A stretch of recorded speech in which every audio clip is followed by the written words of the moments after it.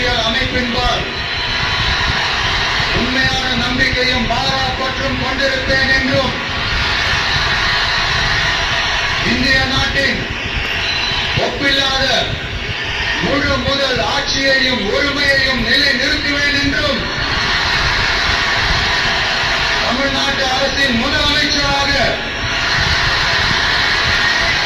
உண்மையாகவும் முழச்சான்றின்படியும் என் கடமைகளை நிறைவேற்றுவேன் என்றும் அரசியல் அமைப்பிற்கும் சட்டத்திற்கும் இணங்க அச்சமும் ஒருதலை சார்பும் இன்றி விருப்பு வெறுப்பை விலக்கி பலதரப்பட்ட மக்கள் அனைவருக்கும் நேர்மையானதை செய்வேன் என்றும் ஆண்டவன் மீது ஆணையிட்டு உறுதிமொழிகிறேன்.